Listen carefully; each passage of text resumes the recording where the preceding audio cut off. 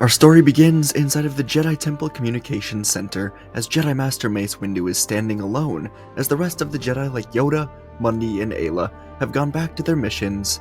Mace has just sent Anakin to tell Palpatine that Obi-Wan has engaged Grievous, and Mace was now waiting for Kit Fisto, Agen Kolar, and Sazy Tin to arrive here so they could go back down to the hangar together. Mace just decided that enough was enough. Whenever Anakin comes back, he and the others will go to Palpatine's office, and their mission will depend entirely on the information that Anakin brings back to them. But one thing was for certain, Mace and the Jedi will be removing Palpatine from office today. He has stretched this war on for far too long. He's ripped the Constitution to shreds. Billions are suffering in his war, and Mace could not bear to see the Republic fall apart like this any longer.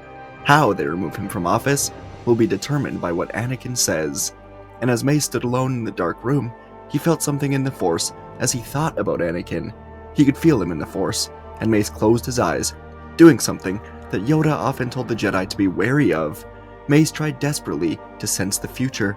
He centered his thoughts on Anakin and Palpatine, and at this very moment, Anakin and Palpatine's emotions were both flowing heavily through the Force, as Palpatine revealed himself to be Darth Sidious.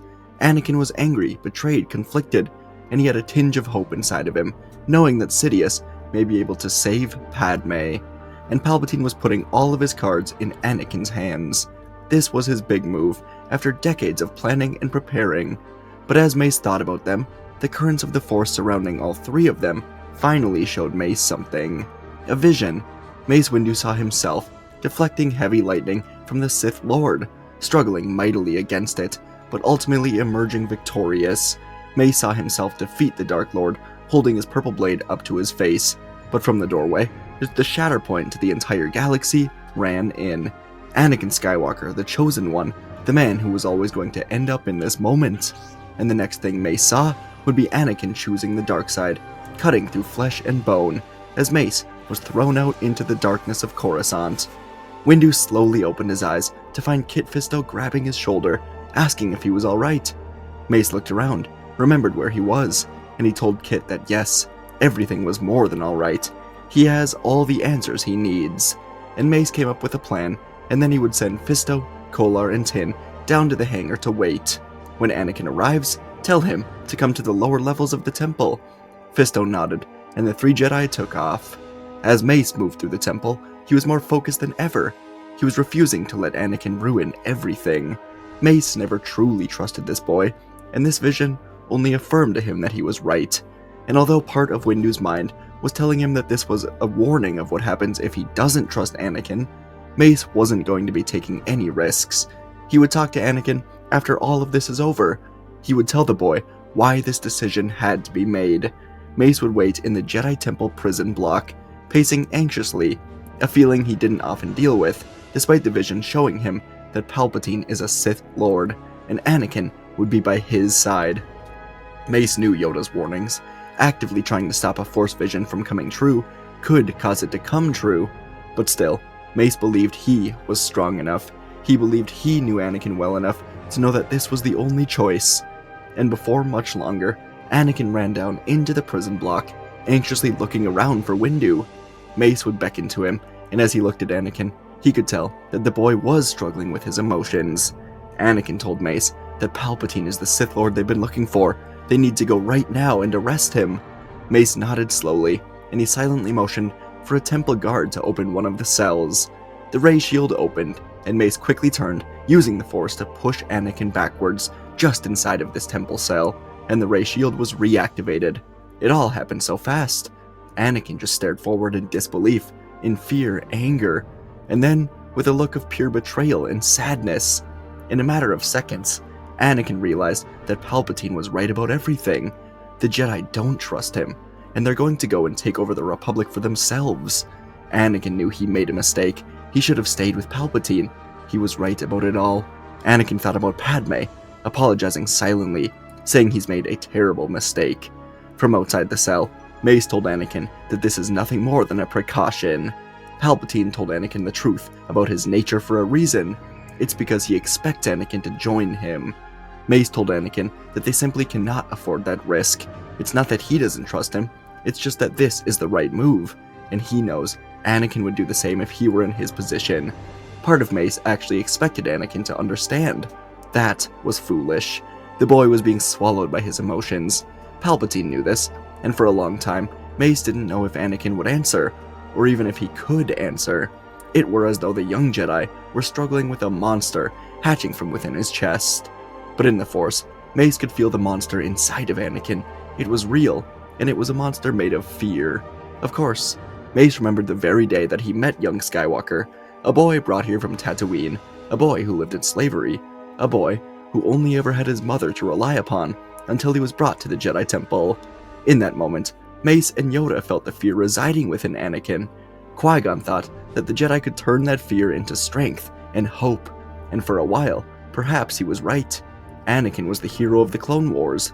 But it was now quite obvious to Windu that the Jedi were not the only ones who felt this fear. Clearly, Palpatine sensed it, and where the Jedi tried to teach Anakin to get rid of it, Palpatine worked tirelessly to turn that spark of fear into an eternal flame that now burns within Anakin's chest, begging to be let free. Finally, Anakin looked up at Windu, and he simply said that the Jedi will pay for their treason. Mace's expression darkened. He turned to the 4 temple guards in here, telling them to make sure Anakin stays put until he returns, and Mace took off to the temple hangar. As the LAAT gunship rose up with Mace and the 3 Jedi, Mace decided to use his comlink to contact Shaak Ti. Master T was in the meditation chamber, and Mace told her what was going on. He asked her to go be with Anakin. He needs her calming presence in this moment.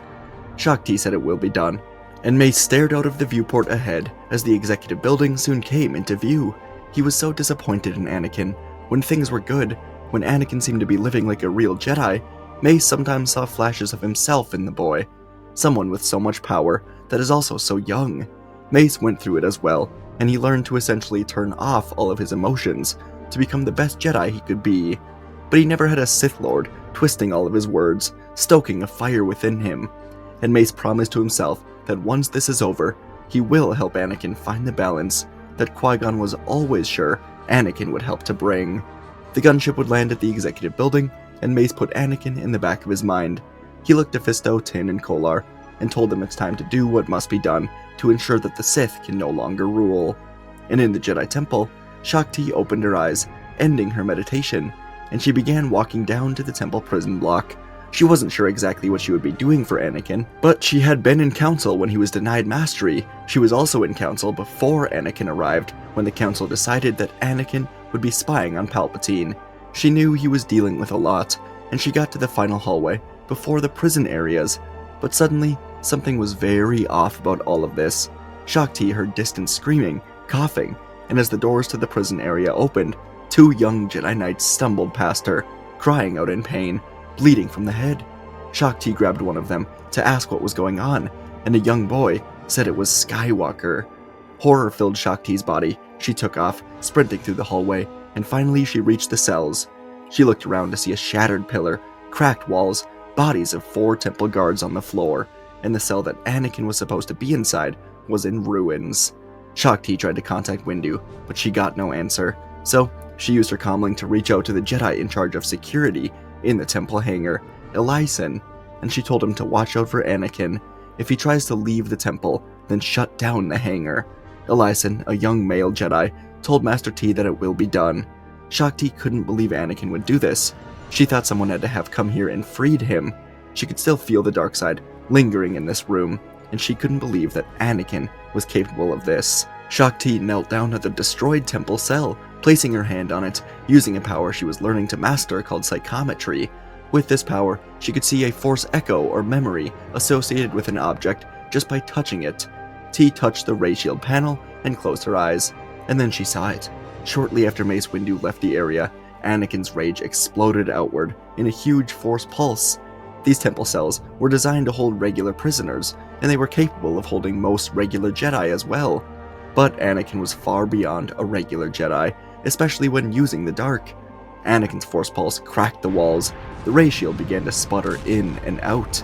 The temple guards ignited their yellow blades. Anakin had made a choice. He chose to do what he must to save Padme. He blasted through the cell walls, and one of the guards was crushed under the destruction. Nearby young Jedi were hit with the rubble, falling injured, running away in fear and confusion. Anakin then used a force push to throw 2 of them away, then reached out and grabbed another in a force choke.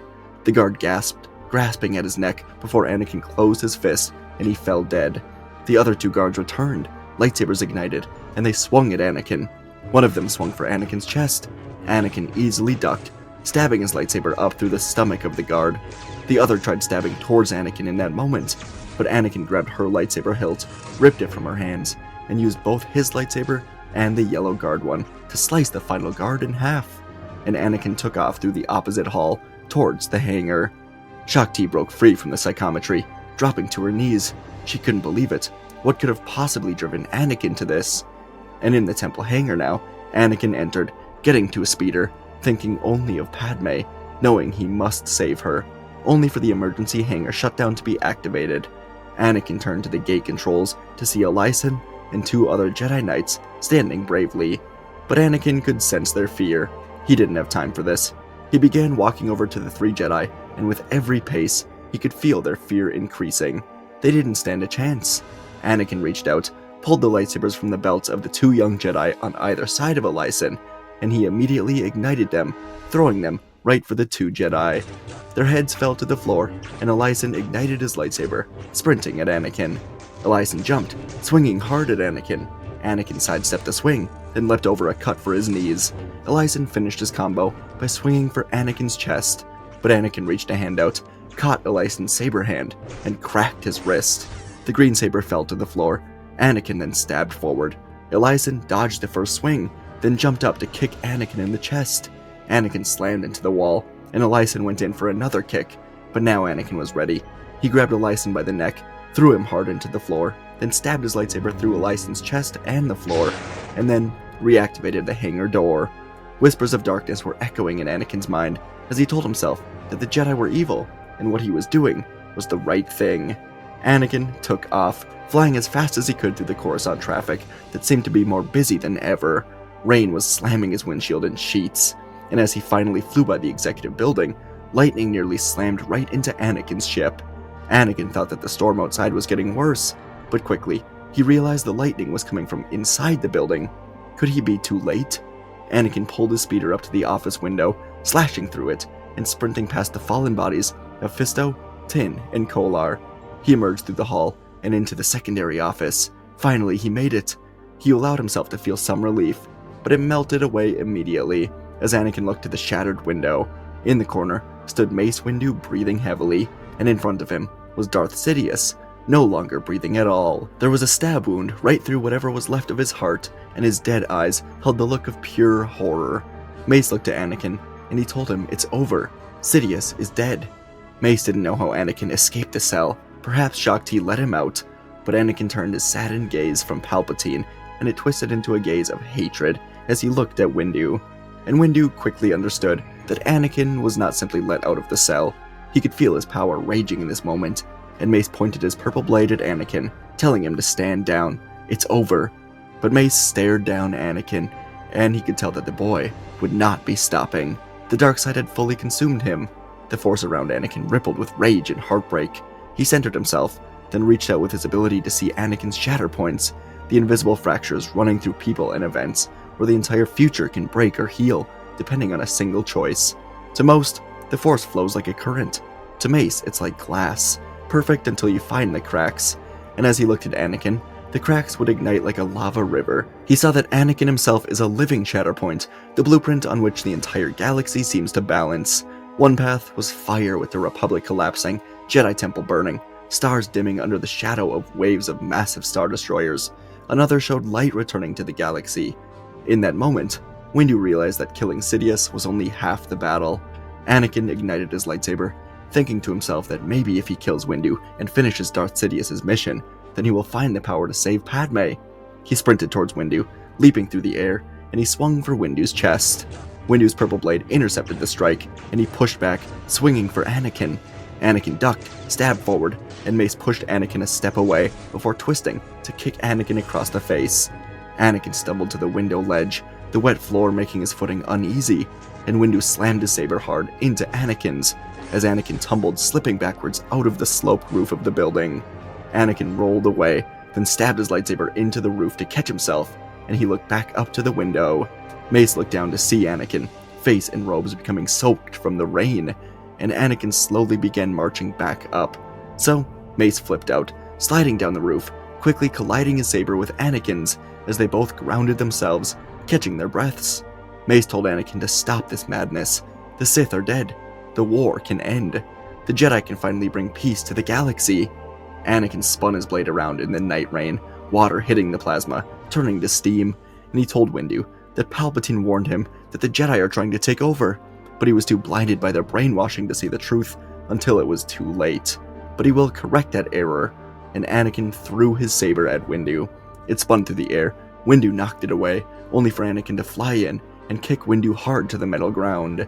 Anakin called back his blade, and he sliced it across the ceiling, barely missing Windu. Windu scrambled back to his feet, wiping blood from his mouth, determined to end this. Anakin moved back in, and with a dark scream he swung hard at Windu, and Windu flipped right over Anakin. Anakin blocked a strike above his head, and Windu landed behind him, swinging for Anakin's chest. Anakin caught Windu's arm with his free hand, but Windu dropped his saber into his free hand, catching Anakin by surprise as he swung and cut through Anakin's arm that was holding his lightsaber. Anakin stumbled backwards in surprise, clutching the area where his hand just was, looking up at Mace. Over a decade of Jedi training, meditating, fighting in the war, loving Padme, being the best master he could be for Ahsoka, the best Padawan he could be for Obi-Wan, everything he ever worked for, it all came collapsing down in this moment. The sheer burning pain in Anakin's arm helped him snap out of the trance he was in. He recalled the temple guards, Eliason and the Jedi in the hangar. He failed, and as the thunder from the storm cracked through the sky, it sounded just like the laughter of the Sith, echoing in Anakin's ears. Finally, 6 LAT gunships began circling Anakin and Windu from above, led by Master T. Anakin fell to his knees as Coruscant Guard clones dropped down, cuffing Anakin's elbows together, and he was loaded onto a ship.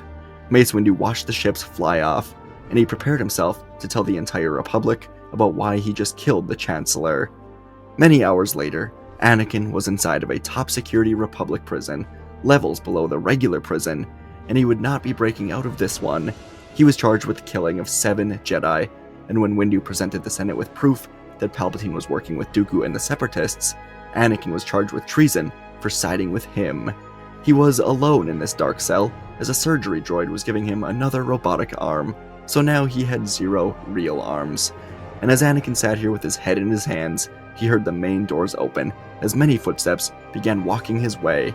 Anakin looked up as a Mandalorian vault was guided by. From inside of it, Darth Maul gazed at Anakin with surprise and amusement. Behind it, Ahsoka, Rex, and the Coruscant Guard clones put the vault into its own cell. Ahsoka and Rex would turn to Anakin. They didn't know what to say. Anakin just said he was so sorry. Ahsoka said she knows. Rex didn't say anything. And they all would leave the prison, as Anakin was alone in the darkness. And with the Sith gone, Grievous dead, and the Separatist leaders soon captured, the war would come to a close. The droid army was shut down. Clones and Jedi alike were recalled from all over the galaxy to mark the official end. Obi-Wan heard about Anakin as he was returning from Utapau. He found Padme and Ahsoka in the Senate, as Ahsoka was comforting Padme. Both Kenobi and Ahsoka knew deep down how close she was with Anakin, but it was still a shock when they learned Anakin was the father. Over time, the galaxy would be forced to move on. Ahsoka would return to the Jedi Order. Obi-Wan would complete her training. Padme would safely give birth to the twins. Anakin would remain in prison. He would be visited often by all 3 of them, but there was a new distance between them. Anakin understood that this was going to be his life for a long time after what he did. And in time, as the twins became Jedi at an early age, Padme would hide her sadness with work, helping the Republic transform into a system she could be proud of, as Kenobi and Ahsoka were determined to make sure the Skywalker twins do not become corrupted like their father. As for Mace Windu, he was still the lead Jedi in helping Padme fix the Republic. He knew that Anakin's turn was Anakin's own fault, but still, Windu did blame himself some for how he handled his visions. He felt he could have done more to prevent the death and prevent Anakin's turn to the dark. So, he worked to help Padme and the twins, and the galaxy would move on in peace, without Anakin Skywalker there to help guide it. And folks, that is our story for today. I went into this kind of thinking, I want the visions to play a role, but I don't want the visions to have a completely perfect effect, because I don't think they always should. As we see in Revenge of the Sith, they're not always there to be the perfect help. Obviously, Windu emerges victorious in the end, but there's a price. 7 Jedi die. Well, not including Fisto, Kolar, 10. So 10. And, yeah, it's just, he makes the wrong choice out of his own bit of fear, I guess, of Anakin, what he could cause, and just fear for the Republic losing. So that's the path I wanted to go down. There was an alternate version where Anakin maybe comes out on complete top, but I didn't think it worked in this, so went with this one. Thought it made more sense. I like the Mace and Anakin fight. Those are always fun to write, and yeah, I think Mace wins in this scenario with Anakin being a little out of control. So hope you guys all enjoyed this one. The prison escape scene was fun to write, so I hope you guys like that as well. And thanks for listening. Let me know what you want to see next. Go and watch another video, and I'll see you in the next video.